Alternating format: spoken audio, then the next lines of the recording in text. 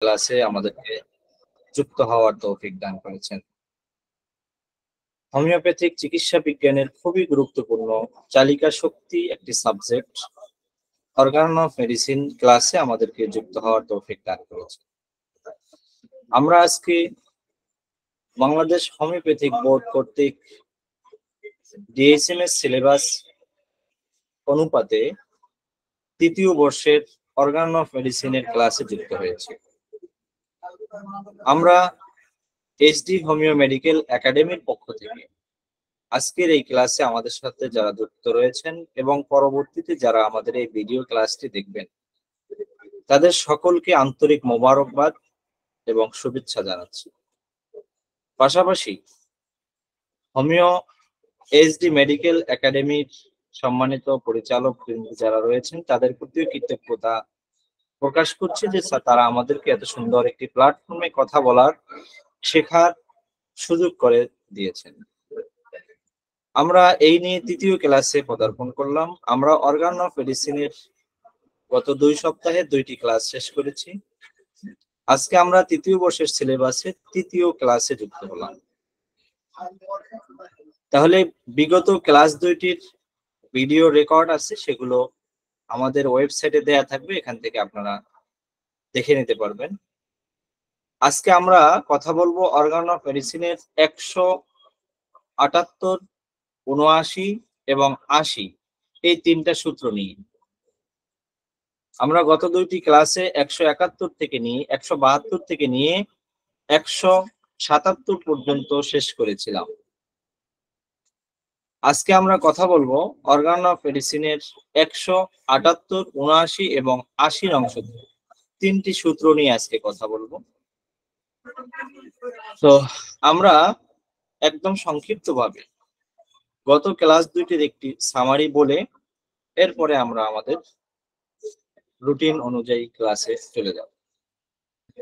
আমরা আলোচনা শুরু করছিলাম অর্গান অফ মেডিসিনের তৃতীয় বর্ষের সিলেবাস অনুযায়ী 172 থেকে, যেখানে আলোচনা শুরু হয়েছিল ওয়ান সাইডাল ক্রনিক ডিজিজ, একদৈশিক চিররোগ কি, একদৈশিক চিররোগ কাকে বলে, একদৈশিক চিররোগের ক্লাসিফিকেশন কি এবং একদৈশিক রোগের ট্রিটমেন্ট কেমন হবে, ওয়ান সাইডাল ক্রনিক ডিজিজ কি, এর ক্লাসিফিকেশন কি, এর ট্রিটমেন্ট কৌশল কি, এই বিষয়গুলো আমরা আলোচনা করেছি বিগত ক্লাসে।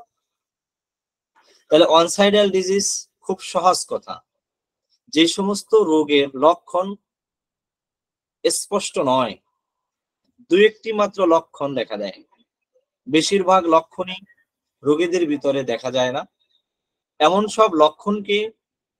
সব রোগকে অনসাইডাল ডিজিজ বলা হয়। অনসাইডাল ডিজিজ প্রধানত 2 রকম, একটা হলো এক্সটার্নাল আর একটা হলো ইন্টারনাল। External, internal.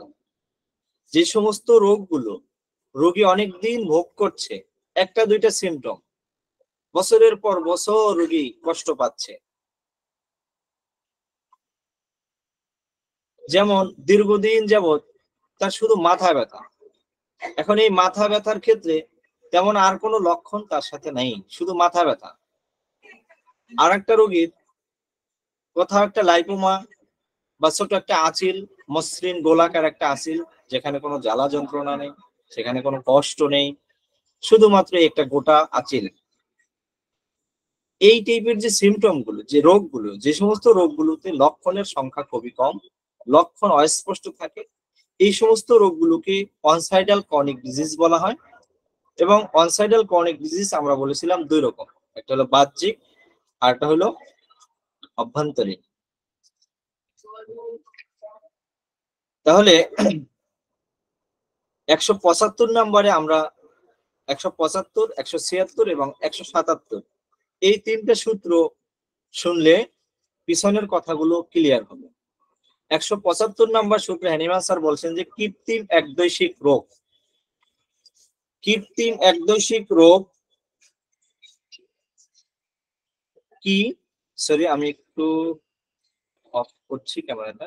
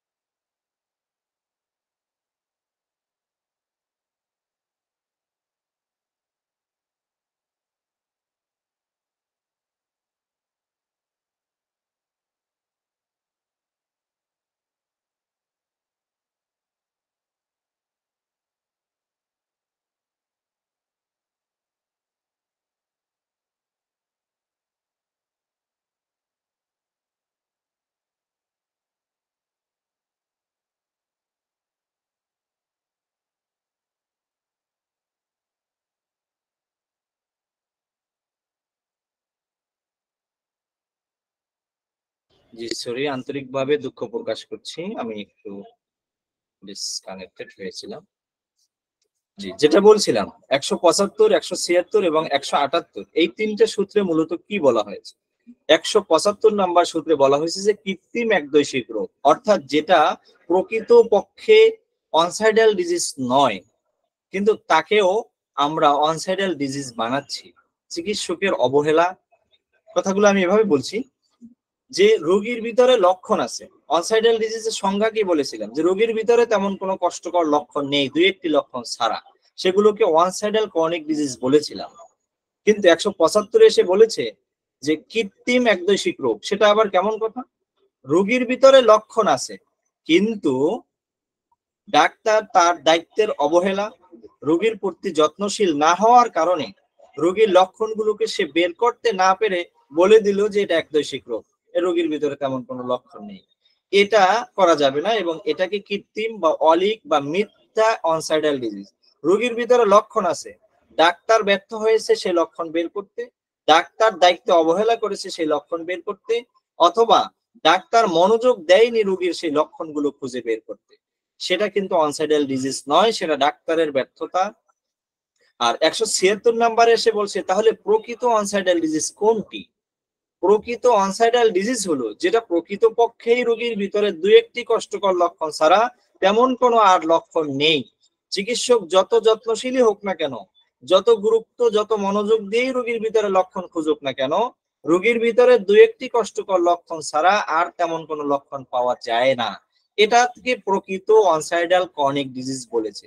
উদাহরণ হিসেবে বলা যায় যেমন লাইপোমা জাতীয় টিউমার, বিনাইন প্রকৃতির টিউমার যেগুলো, এই যে বিনাইন প্রকৃতির টিউমার যেগুলো লাইপোমা জাতের টিউমার, এগুলোকে ওয়ানসাইডাল ক্রনিক ডিজিজ বলা যায়, কারণ এগুলোর মধ্যে তেমন কোনো কষ্টকর লক্ষণ থাকে না, দুই একটি কষ্টকর লক্ষণ ছাড়া।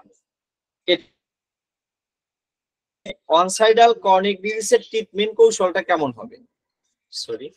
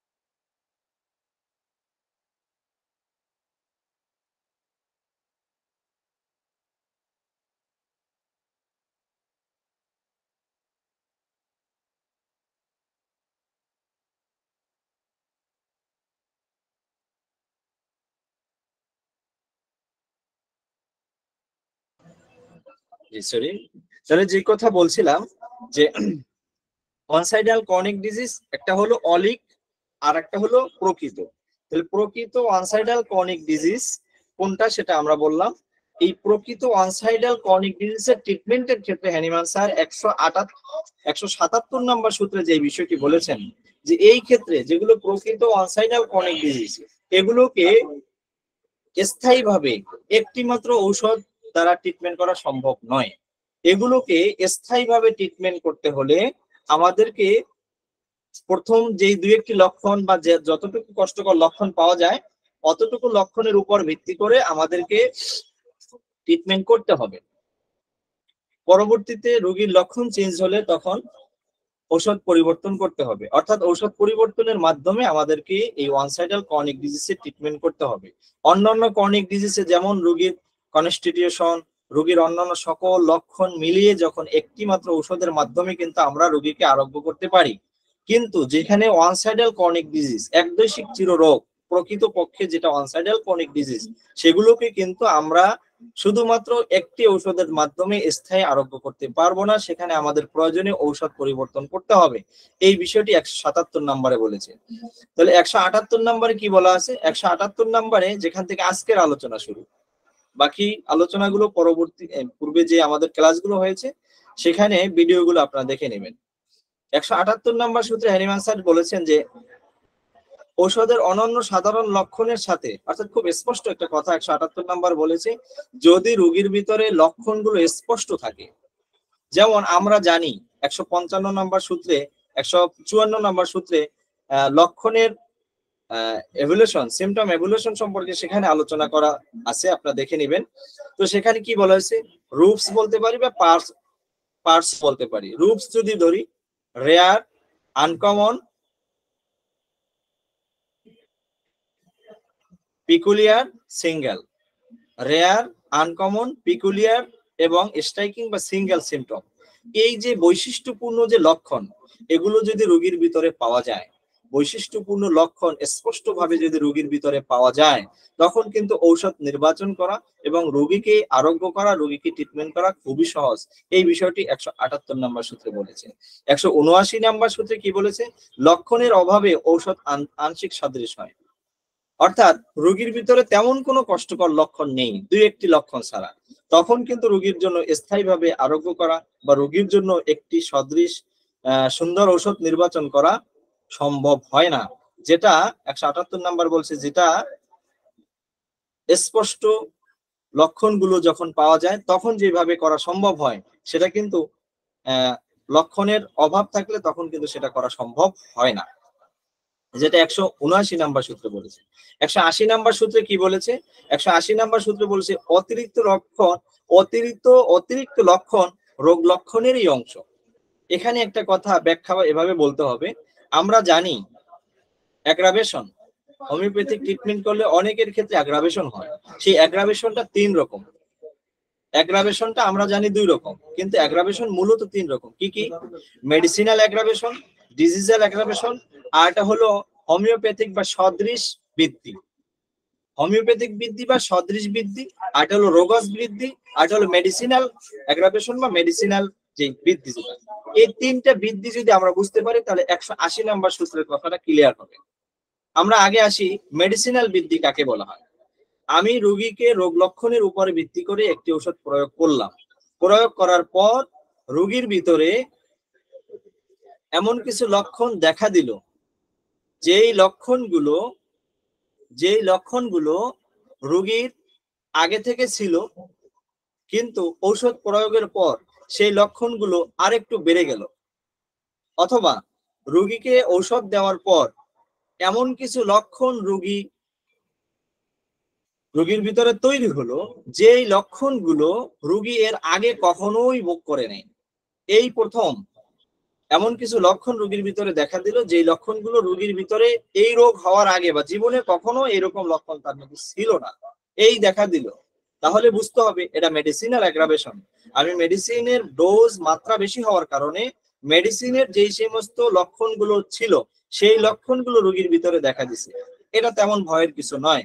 মেডিসিনের ডোজ বন্ধ করে দিলে, মেডিসিনের ডোজ লঘু করে দিলে, তখন এটা এমনিতেই সেরে যাবে, এখানে ভয়ের কিছু নেই। এবার আসি ডিজিজাল অ্যাগ্রাভেশন কি। আমি যে রোগীকে যেই লক্ষণের উপরে ভিত্তি করে মেডিসিন নির্বাচন করলাম, রোগী একটা নির্দিষ্ট সময় পর্যন্ত ঔষধ খাওয়ার পরে রোগীর সেই লক্ষণগুলো, যে লক্ষণের উপর ঔষধ দিয়েছিলাম, সেই লক্ষণের কোনো উন্নতি হয়নি, বরঞ্চ তার যে লক্ষণগুলো ছিল সেই লক্ষণগুলোই ওই অবস্থায় আছে, কোনো পরিবর্তন হয়নি। তাহলে বুঝতে হবে ঔষধ নির্বাচন কোনো সঠিক হয় নাই, আমাকে ঔষধ পরিবর্তন করতে হবে, নতুন করে আবার তাকে ঔষধ নির্বাচন করতে হবে। আর একটা বিষয় হলো যে রোগীকে যেই লক্ষণের উপর ভিত্তি করে আমি ঔষধ নির্বাচন করলাম, রোগী ঔষধ খাওয়ার পরে রোগীর নতুন কোনো লক্ষণ প্রকাশ না করে রোগীর যেই কষ্টের উপর ভিত্তি করে ঔষধ দেওয়া হয়েছিল সেই লক্ষণগুলো আরো বেড়ে যাওয়া, এটা শুভ। এটাকে হোমিওপ্যাথিক অ্যাগ্রাভেশন বলা হয়। এটা শুভ বলে না, হোমিওপ্যাথিক বৃদ্ধি শুভ। তাহলে হোমিওপ্যাথিক বৃদ্ধি কোনটা? রোগীর রোগ লক্ষণের উপর ভিত্তি করে যে ঔষধ নির্বাচন করেছিলাম, নতুন কোনো লক্ষণ প্রকাশ না করে বিদ্যমান লক্ষণ আরো বেড়ে যাওয়া, এটা হলো হোমিওপ্যাথিক বৃদ্ধি, যেটাকে শুভ বলা হয়। আমরা অনেক ক্ষেত্রেই বলি না, ঔষধ খেলে যদি বাড়ে এটা ভালো লক্ষণ। তাহলে ঔষধ খেলে যেটা রোগ লক্ষণটা আরো বেড়ে যায়, এটা হোমিওপ্যাথিক বৃদ্ধি। তাহলে 180 নাম্বার সূত্রে এবার পড়লে বুঝতে পারবেন, এখানে বলা আছে অতিরিক্ত লক্ষণ রোগ লক্ষণেরই অংশ। রোগীর ভিতরে যদি অনেকগুলো লক্ষণ থাকে, এই লক্ষণগুলো কি, অনেকগুলো যে লক্ষণ রোগীর ভিতরে আসলো, এগুলো মেডিসিনের লক্ষণ, এগুলো রোগীর লক্ষণ, এগুলো আমাদের জন্য খুব চিকিৎসা ক্ষেত্রে সহায়ক হয় এবং আমাদের চিকিৎসা করাটা খুব সহজ হয়ে পড়ে। আজকে আমরা 180 নাম্বার সূত্র পর্যন্তই ক্লাস শেষ করলাম। আমরা 172 থেকে ক্লাস শুরু করেছিলাম। 172, 73, 74, 75, 76, 77, 78, 179 এবং 180 এই পর্যন্ত যে সূত্রগুলোর আলোচনা হলো, আমি একটু আগে যে কথাগুলো বলেছিলাম, এগুলো যদি আপনারা ভিডিও থেকে আবার রিভিউ দেখে নেন, বা গত ক্লাসে কি হয়েছিল, গত 2টি ক্লাস এবং আজকের ক্লাস, 3টি ক্লাস, আমি খুব বেশি সময় নিয়ে কথা বলি না, এই 3টি ক্লাস যদি আপনারা পরপর করে দেখে নেন তাহলে ক্লিয়ার হয়ে যাবে। আর অর্গানন অফ মেডিসিন খুব ক্রিটিক্যাল একটি সাবজেক্ট। এখানে নিজস্ব কোনো কথা বলার সুযোগ নেই, গল্প বলার কোনো সুযোগ নেই। এখানে একদম বইয়ে যা আছে সেটাই বলতে হবে, যেভাবে আছে সেভাবেই বলতে হবে। নিজের ক্ষেত্রে গল্প বানিয়ে বলার কোনো সুযোগ নেই, নিজের থেকে বানিয়ে বলারও কোনো সুযোগ নেই। খুব ক্রিটিক্যাল একটি সাবজেক্ট, লম্বা সময় ক্লাস করারও কোনো সুযোগ নেই। অতএব আজকে পর্যন্ত আমাদের যে 3টি ক্লাসে অর্গান অফ মেডিসিনের ওয়ান সাইডাল ক্রনিক ডিজিজের এই টপিকের উপরে আমি যতটুকু কথা বললাম, এতটুকুন কথার উপরে কারো যদি কোনো প্রশ্ন থাকে আমাকে বলতে পারেন, আমি চেষ্টা করব আপনাদের উত্তর দেওয়ার। কারো প্রশ্ন আছে বলেন।